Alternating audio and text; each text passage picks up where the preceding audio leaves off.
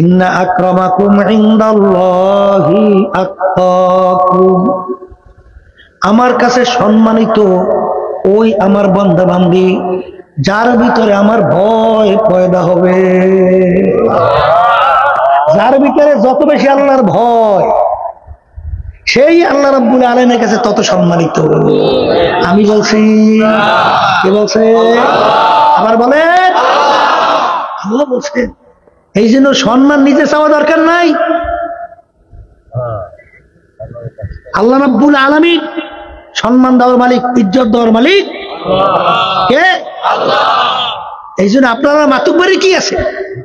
আব্বাজান রহমাতুল্লাহি আলাইহি, আল্লাহু আকবার, যখন কোন জায়গায় মোবাইল আসতো তখন বলতেন, আপনি কে যে মোবাইল করছে? বলে, আমি ফজলুল করি। কোন ফজলুল করি? বলে, আমি চরমনাইয়ের ফজলুল করি।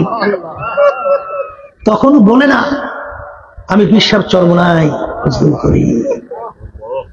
এই সেদিনকার আমি বড় বিঘে মাহফিল করে আসছি, পাশে ছোট বিঘে কিছুদিন আগে মাহফিল করছি, পটুয়াখালী জেলা। তা আব্বাজান রহমাতুল্লাহি আলাইহি মাহফিল করার পরে রাত্রে যে বিল্ডিংটা রুমের মধ্যে ছিল, ওই রুমই আমাকে রাখছে। তখন ওখানে লোকেরা বলতেছে, হুজুর এই রুমের একটা ইতিহাস আছে। কি ইতিহাস?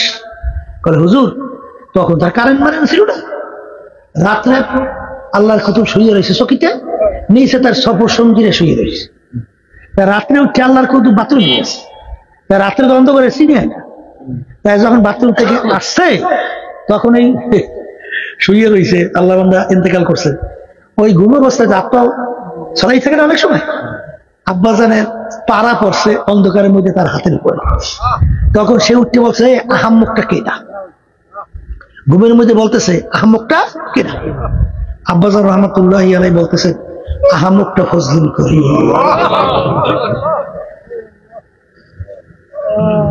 তাহলে আমার বাজানদেরকে বলবো, যারা বিশেষ করে একটু পদে গেছেন, পদ পাইছেন, যাদের একটু আল্লাহ সম্মানিত করছেন, এটা আপনার আবার কিছু না, এটা আল্লাহর শুকরিয়া আদায় করতে হবে, ঠিক না? তাহলে আল্লাহর শুকরিয়া যদি আপনি আদায় করতে পারেন, দেখবেন হাদিসের মধ্যে আসছে, আল্লাহ রাব্বুল আলামিন তখন তাকে মুহাব্বত করবে, পছন্দ করবেন, তার প্রতি দয়ার নজর আসবে। আসার পরে আল্লাহ রাব্বুল আলামিন ফেরেশতাদের মধ্যে প্রথম ঘোষণা করে, আমি অমুক বান্দাকে অমুক বান্দিকে ভালোবাসি, মুহাব্বত করি, তোমরাও বাসো, এবং এইটা তোমরা এলান করে দাও। এই জন্য দেখবেন যে আমরা বিভিন্ন সময় আল্লাহর কুতুবের ইতিহাস শুনি। এক হিন্দু সেদিনকে আমাকে বলতেছিল, মাওলানা নেসার, হজে গেলাম, তখন এই ঘটনাটা রয়েছে। ও নির্বাচনে দাঁড় হয়েছে, দাঁড় হওয়ার পরে এখন এলাকা হয়েছে শতকরা মনে হয় 75 না কত ভাগ জানি হিন্দু, মানে 80 ভাগের উপরে। এই আগুল জেলা, হ্যাঁ আগুল জেলা, সেখানে এক মুরব্বী হিন্দু আইসা নেসারকে জড়াই দোষ বলে, তুমি কি ফজলুল করিমের পক্ষের প্রার্থী? তুমি ফজলুল করিমের পক্ষের প্রার্থী? তখন নেসার আশ্চর্য হয়ে গেছে, নেসার ভয় পাইছে যে হিন্দু মুরব্বী আমার চেপে ধরছে। বলে, আপনি ফজলুল করিমকে চেনেন? বলে, ফজলুল করিমকে চিনি মানি? এইবার ফজলুল করিমের প্রশংসা করা শুরু করল। এই যে অবস্থাটা কার পক্ষ থেকে? আবার কোন না? এর জন্যই কবি বলতেছেন, ইদিন কাশাফাল গুবারো আফরাসুন তাহতার জলে কান হেমারো। হে দুনিয়ার মানুষ, আজকে চক্ষু খোলা দুনিয়ায়। আমি পরিচয় দেই, আমি রেজাউল করি, আমি পীর সাহেব চরমনাই, আমি পরিচয় দেই আমি ইসলামী আন্দোলনের, আমি পরিচয় দেই আমি অমুক, আমি সমুক, আমি পরিচয় দেই আমি এমপি, আমি মিনিস্টার, আমি মেম্বার, আমি চেয়ারম্যান, আমি সভাপতি, আমি সেক্রেটারি, আমি অমুক বংশের লোক। কিন্তু কবি বলতেছেন, ওরে মানুষ, এক ব্যক্তি ওই জামানার মধ্যে অন্ধকারের ভিতরে একটা লোক সম্মান কামাই করার জন্য ওই যুগের ভিতরে কেউ যদি ঘোড়ার পিঠে সওয়ার হইতো, সামাজিকভাবে তার অনেক সম্মান, এইটা পরিচয় পাইতো। সে সম্মান কামাই করার জন্য রাত্রে অন্ধকারে কেউ দেখে না গাধার পিঠে সওয়ার হইল। গাধা ঘোড়া দেখতে কিন্তু একই রকমের পেরে দেখায়। গাধার পিঠে সওয়ার হইল, সে ঘোষণা করে আমি অমুকের ছেলে অমুক, আমি ঘোড়ার পিঠে সওয়ার হইয়া যাই। এক ব্যক্তি সূক্ষ্মভাবে দেখে ফেললো আসলে তো কোনো ঘোড়ার পিঠে সওয়ার না, ও তো একটা গাধার পিঠে সওয়ার। তখন ব্যক্তি বলতেছে, ওরে আহমদ চুপ কর চুপ কর, অন্ধকার পরিষ্কার হইয়া যাক, সূর্য আকাশের ভিতরে উঠু, তখন তুই দেখতে পাবি তুই ঘোড়ার পিঠে না তুই গাধার পিঠে। ঠিক আমার বাজানরা, এ পর্দার আড়ালের মা বোনেরা, আজকে চক্ষু খোলা দুনিয়ায় আমি পরিচয় দিই আমি অমুক, আমি এত টাকার মালিক, আমি এত গাড়ির মালিক, আমি এত বাড়ির মালিক, আমি অমুক তমুক বিভিন্ন পদের মালিক। কিন্তু বাজান এই পরিচয় কয়দিন, যে কয়দিন চক্ষু দুনিয়ায় খোলা থাকবে, যেদিন তোমার বাড়ির দরজায় আল্লাহর হুকুম অনুযায়ী আজরাইল আলাইহিস সালাতু ওয়াস সালাম যখন সিটি বাজাইয়া বসবে, তখন তুমি দেখতে পাবে তুমি অমুক ধনী, তুমি পীর না মুফতি না চেয়ারম্যান না মেম্বার না এমপি না মিনিস্টার, তুমি বড় বংশ না ছোট বংশ, তোমার বাড়ি 10টা না 5টা, না খোদা না খাস্তা, একজন জাহান্নামের কয়েদি। এই জন্য আল্লামা জিলি রহমাতুল্লাহি আলাইহি বলছিলেন, ও দুনিয়ার মানুষ, কবরে যাইয়া মাপ পাওয়ার আগ পর্যন্ত নিজেকে নিজে একটা শুয়ারের চেয়ে ভালো মনে করা যাবে না। এই আল্লাহর বান্দারা, এই পর্দার আল্লাহর মা বোনেরা, বাজান আল্লাহ রাসূলের ইতিহাস পড়েন, সাহাবায়ে কেরামদের ইতিহাস পড়েন। জিবরাইল আলাইহিস সালাতু ওয়াস সালাম হঠাৎ একদিন আসলেন, ওই সময় সচরাচর জিবরাইল আমিন আসে না। আল্লাহ রাব্বি বলেন, ভাই জিবরাইল, এরকম সময় তো আপনি কখনোই আসেন না, আজকে এরকম বেসময় আপনি কেন আসলেন? জিবরাইল আলাইহিস সালাতু ওয়াস সালাম বলে, আল্লাহর রাসূল, আমাকে আমার মালিক বেহেশত তৈরি কইরা জাহান্নামকে তৈরি কইরা দেখাইছেন, দেখানোর জন্য আমাকে নির্দেশ করছেন, যাও জিবরাইল দেখে আসো। আমি দেখার পরে আমি জাহান্নামের যে অবস্থা দেখছি, 1 সেকেন্ড আযাব সহ্য করার দুনিয়ার কোনো মানুষের নাই।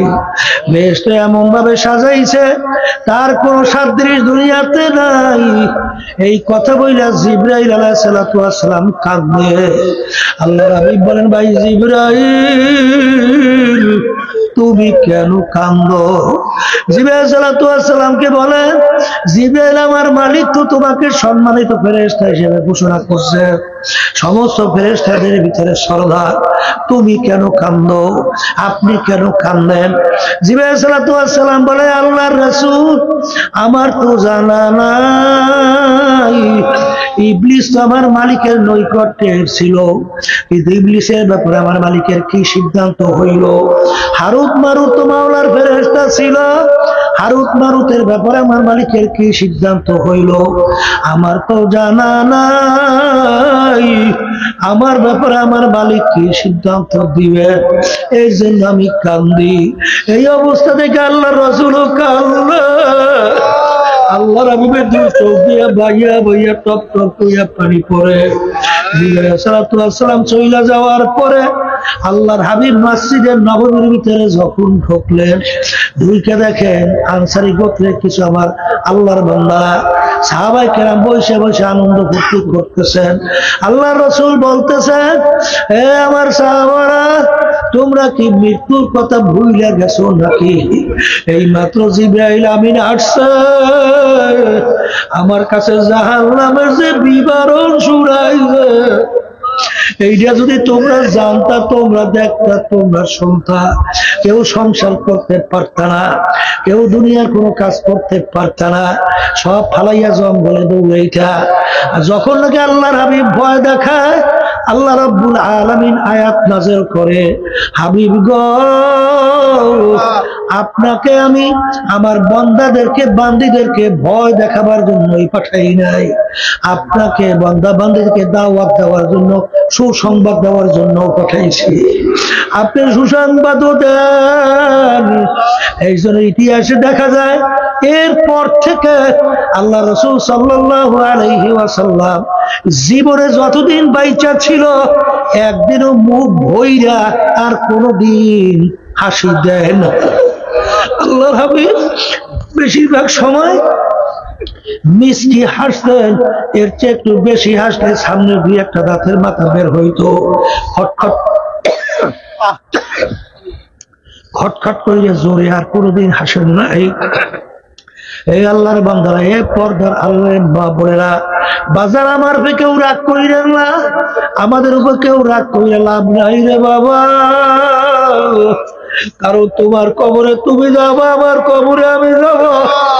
তোমার কবরের প্রশ্নের উত্তর তুমি দেবা, আমার কবরের প্রশ্নের উত্তর আমি দেব। ওই কবরে কিন্তু কোনো দলাদলি চলবে না, কোনো বংশের পরিচয় চলবে না। প্রত্যেকের জন্য প্রশ্ন কিন্তু তিনটাই হবে, মান রব্বুকা ওয়া মা দীনুকা ওয়া মান নাবিয়ুকা। যারা দুনিয়ায় থাকা অবস্থায় সব ক্ষেত্রে সর্ববিষয় রব একমাত্র আল্লাহকে মানতে পারবে, সে তো সরাসরি উত্তর দিতে পারবে, রব্বি আল্লাহ, আমার রব একমাত্র আল্লাহ। এক শ্রেণী আমার বাজানরা রাষ্ট্র পরিচালনার ব্যাপারে মনে করে দেশ পরিচালনার ক্ষমতা জনগণ। সবাই জোরে বলেন নাউজুবিল্লাহ। এই বিএনপির যে নীতি আদর্শ, বিএনপির নীতি আদর্শ হইল government of the people, by the people, for the people. American প্রাক্তন প্রেসিডেন্ট আব্রাহাম লিঙ্কন এই থিওরি দিয়া গেছিল যে সমস্ত ক্ষমতার উৎস, সমস্ত ক্ষমতার মালিক জনগণ। বাজার আওয়ামী লীগ বাজার এই নীতি এবং আরো একটা ধার করে নিয়ে আসছিল ধর্মনিরপেক্ষতাবাদ। এইটা ভারতে প্রতিষ্ঠিত, যার যার ধর্ম সে পালন করবে। বাজার এইটা সম্পূর্ণ একটা নাস্তিকদের স্লোগান। জোরে বলেন কথা ঠিক না বেঠে? নিরপেক্ষ শব্দের অর্থ কোনো পক্ষ নাই, কিন্তু যার যার ধর্ম সে পালন করবে, নিরপেক্ষ ব্যাখ্যা হয়। যেরকম হয় তাহলে নিরপেক্ষের ব্যাখ্যা যার যার ধর্ম সে পালন করবে কিভাবে হইল? আসলে সম্পূর্ণ একটা ধোঁকাবাজি কথা। বাজার কেউ নিরপেক্ষ হইতে পারে না। হিন্দু কিন্তু তাদের ধর্মের পক্ষে আছে না নাই? খ্রিস্টান তাদের ধর্মের পক্ষে আছে না নাই? আমরা মুসলমান আমাদের ধর্মের পক্ষে আছি না নাই? তাহলে আমরা নিরপেক্ষ হইলাম না পক্ষ? বাজার এই বাংলাদেশে এই দলীয় এক নেতা বলছিল, আমি হিন্দু না, আমি মুসলমান না, এক কথায় ধর্ম কর্ম মানে না, একে বলা হয় নাস্তিক।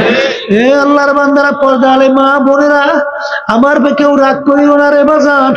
আমরা যারা মুসলমান দাবি করি, যারা মরব কবরে যাব, আমাদের সর্বক্ষেত্রে আদর্শ হবে ভাইজান বাইদা আল্লাহ, ফরদা আল্লাহ, আব্দা আল্লাহ। সব কিছুর মালিক একমাত্র আল্লাহ, আইন দেওয়ার মালিক এই সমস্ত ক্ষমতার মালিক। যে সর্বক্ষেত্রে আমার মালিককে রব মানতে পারবে, যখন প্রশ্ন করবে মান রব্বুকা, সঙ্গে সঙ্গে উত্তর আসবে রব্বি আল্লাহ, আমার একমাত্র রব হইল আমার আল্লাহ। দ্বিতীয় নম্বর প্রশ্ন আমার দিনুকা, যখন জিজ্ঞাসা করবে কোন ধর্মের নিয়ম অনুযায়ী তুমি চলছো, কোন ধর্ম তুমি অবলম্বন করছো, কোন নেতা আদর্শ অনুযায়ী চলছো। যারা দুনিয়ায় থাকা অবস্থায়, যারা বিশেষ করে বাংলাদেশে থাকা অবস্থায় সর্বক্ষেত্রে ব্যক্তি জীবন থেকে শুরু করে, পারিবারিক জীবন থেকে শুরু করে, ব্যবসা থেকে শুরু করে, সামাজিক ভাবে রাষ্ট্রীয় ভাবে সর্বক্ষেত্রে যারা দিন ইসলামকে অগ্রাধিকার দিবে, এই নীতি আদর্শ অনুযায়ী চলবে, এই নীতি আদর্শ অনুযায়ী নিজের জীবনকে চালাবে, সঙ্গে সঙ্গে উত্তর দেবে আমার দিন হলো ইসলাম। আর যারা দুনিয়ায় থাকা অবস্থায় স্বাধীনতা পাইয়া সর্বক্ষেত্রে যারা ইসলামের নীতি আদর্শ অনুযায়ী রাজনীতি করবে না, ইসলামের নীতি আদর্শ অনুযায়ী ব্যক্তিগত জীবন চালাবে না, ইসলামের নীতি আদর্শ অনুযায়ী তার ঘরীয় পারিবারিক জীবন চালাবে না, যারা সামাজিক জীবন চালাবে না, তারা এই প্রশ্নের উত্তর তো আর দিতে পারবে না। বলবে হা হা লা আদরি, আমি তো জানি না আমার নীতি আদর্শ কোনটা ছিল। 3 নম্বর প্রশ্ন আমার নবী হুকুম আল্লাহ রাসূল সাল্লাল্লাহু আলাইহি ওয়াসাল্লামকে দেখাবে, বলবেন মান হাযার রাজুল, বলো ব্যক্তিকে। বাজার যারা দুনিয়ায় থাকা অবস্থায় স্বাধীনতার মধ্যে যারা সর্বক্ষেত্রে আল্লাহর রাসূলকে নেতা মানতে পারবে, আল্লাহর হাবিবের রেখে যাওয়া নীতি আদর্শ অনুযায়ী চলতে পারবে, দেখার সঙ্গে সঙ্গে সে তো চিনবে, চেনার পর্বে সেই এই তো আমার সেই নেতা মুহাম্মাদুর রাসূলুল্লাহ সাল্লাল্লাহু আলাইহি ওয়াসাল্লাম। আর যারা দুনিয়া থাকা অবস্থায় আল্লাহর রাসূলকে নেতা হিসেবে মানতে পারবে না, তার আদর্শ অনুযায়ী নিজের রাষ্ট্র পরিচালনা করতে পারবে না, তারা আল্লাহর রাসূলকে চিনবে না, বলবে ব্যক্তিকে আমরা চিনি না।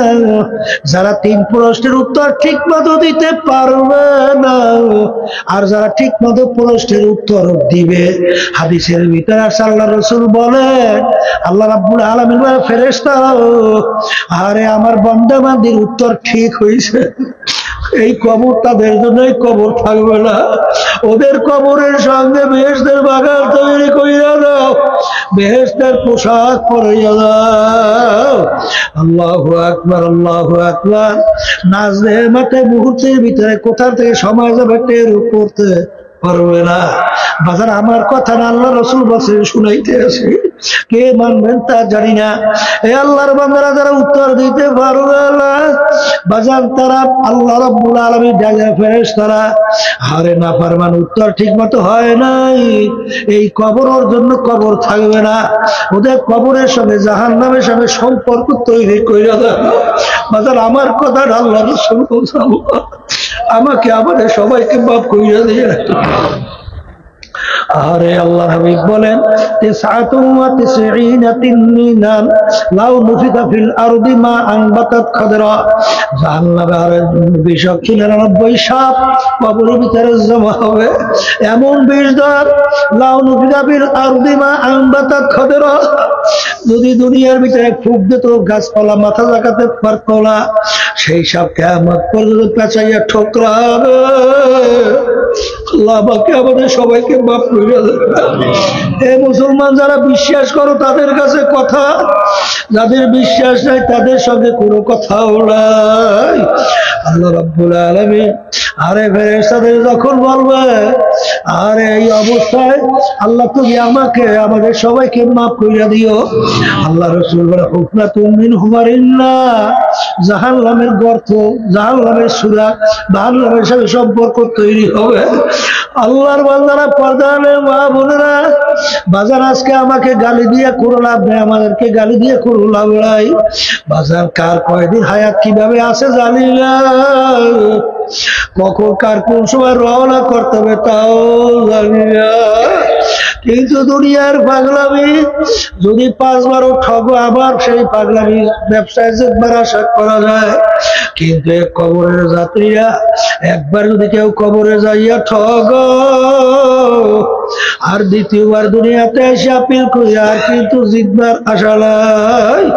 এই জন্য আমার বাজানদেরকে বলবো, পর্দালে মা বোনদেরকে বলবো, বাজান এখানে এলাকার আমার বাবার যুবক বাজানরা, পর্দালে অনেক মা বোনদের সহযোগিতায় প্রতি বছর আল্লাহর বান্দারা এই মাহফিলের ব্যবস্থা করে। বাজান আমি আপনাদের কাছে দোয়া চাই, আমি আপনাদের জন্য দোয়া করি, আমাদেরকে যেন কিয়ামতের ময়দানে মালিক একসঙ্গে উঠাই, একসঙ্গে আমরা একত্রে আমার মালিকের বেহেশতে প্রথম চোটে যেন ঢুকতে পারি। আল্লাহ আমাকে আমাদের সবাইকে তৌফিক দান করে। আল্লাহুম্মা এই ঘরের মা বোনেরা হাত উঠাও, গুনার কথা মনে করে 2 চোখের পানি ফেলাও, মাওলা আমার কান্না আর মাপ চাও। আমার মালিক বান্দা বান্দির চোখের পানি সহ্য করতে পারে না। হাদিসের ভিতরে আসে মাছির মাথা পরিমাণ পানি আসার সঙ্গে সঙ্গে আমার মালিক জাহান্নামের আগুন হারাম করিয়া দেয়। এ আমার দয়ার মালিক, আপনি একটু এই মাহফিলের মাঠে দিকে তাকাইয়া দেখেন, সাদা দাঁড়িয়ে আমার বাজারদেরকে নিয়ে হাত তুললাম, পর্দা হলে কত মা বোনদেরকে নিয়ে হাত তুললাম, কত আমার যুবক বাবাদেরকে নিয়ে হাত তুললাম, কত ছাত্র তলবে এলেনদেরকে নিয়ে হাত তুললাম, কত জাকিরিন শাকিরিন তোমার খাস বন্ধুদেরকে নিয়ে হাত তুললাম। এর ভিতরে যেই হাত আপনার কাছে পছন্দ, এই হাতের বরকতে আমাদের জীবনের গুনাহ মাফ করে দেয়। আল্লাহ শয়তান ও নফসের দোকান থেকে আমাদেরকে হেফাজতে রাখেন। আল্লাহ বাপকে হেদায়েতের জরিয়া বানাইয়া দিয়ে আল্লাহ আমরা হাত পৌঁছে জানি না উপস্থিতির ভিতরে খারাপ মানা খারাপ আর দাদা দাদু নানান আত্মীয় স্বজন দুনিয়ার মধ্যে নাই। আল্লাহ কত আমার মুজাহিদ বাবারা মা বোনেরা কতদিন দ্বারা